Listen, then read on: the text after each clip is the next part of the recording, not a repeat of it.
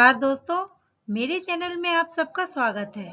आज मैं आपको एक नन्ही गिलहरी और गौतम बुद्ध की कहानी सुनाने जा रही हूँ। कैसे एक गिलहरी महात्मा बुद्ध के लिए प्रेरणा बन गई। भारत के महान आत्माओं में से एक थे हमारे गौतम बुद्ध, जिन्होंने एक नए धर्म को जन्म दिया और लाखों लोगों के जीवन को एक अर्थ दिया, उन्हें एक नई दिशा दिखाई। लेकिन क्या आपने कभी यह सोचा है कि ये महान नायक जो हजारों लाखों लोगों के लिए प्रेरणा है, आखिर इन्हें प्रेरणा कहाँ से मिली? कौन है जिसने इन्हें प्रेरित किया? प्रकृति केवल जीवन का स्रोत नहीं, बल्कि इसमें ज्ञान का भी भंडार है, जिससे हम बहुत कुछ सीख सकते हैं। लेकिन हर किसी के पास वो दिव्य शक्ति नहीं होती, जिससे वह प्रकृति के ज्ञान को हासिल कर सके। इस तरह के ज्ञान को प्राप्त करने के लिए कठोर तपस्या और अपनी अंतरात्मा को जानने की जरूरत है।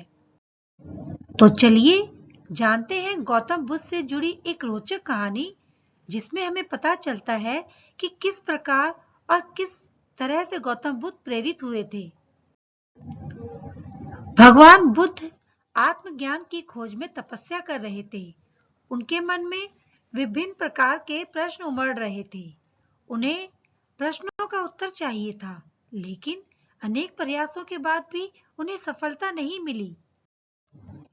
वे आत्मज्ञान की प्राप्ति के लिए कठोर तपस्या करने लगे, अनेक कष्ट सहन किए, कई स्थानों की यात्राएं की, परंतु जो समाधान उन्हें चाहिए था वह उन्हें मिला नहीं।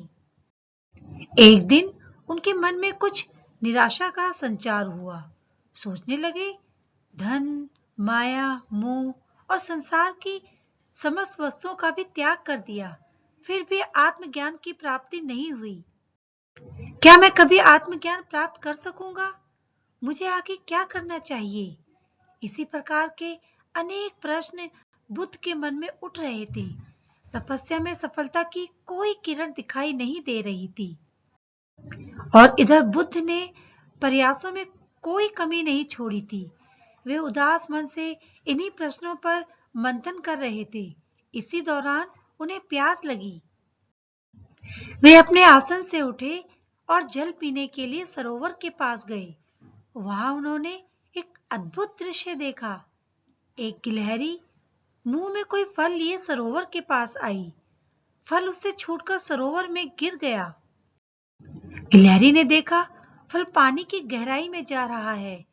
गिलहरी ने पानी में छलांग लगा दी। उसने अपना शरीर पानी में भिगोया और बाहर आ गई। बाहर आकर उसने अपने शरीर पर लगा पानी झाड़ दिया और पुनः सरोवर में कूद गई। उसने यह क्रम जारी रखा। बुद्ध उसे देख रहे थे, लेकिन गिलहरी इस बात से अनजान थी। वह लगातार अपने काम में जुटी रही। बुद्ध सोचने लगे, ये कैसी गिलहरी है? सरोवर का जल यह कभी नहीं सुखा सकेगी, लेकिन इसने हिम्मत नहीं हारी। यह पूरी शक्ति लगाकर सरोवर को खाली करने में जुटी है। अचानक बुद्ध के मन में एक विचार का उदय हुआ। यह तो गिलहरी है, फिर भी अपने लक्ष्य को प्राप्त करने में जुटी है। मैं तो मनुष्य हूँ।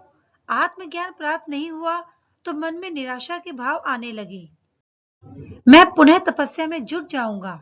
इस प्रकार महात्मा बुद्ध ने गिलहरी से भी शिक्षा प्राप्त की और तपस्या में जुट गए।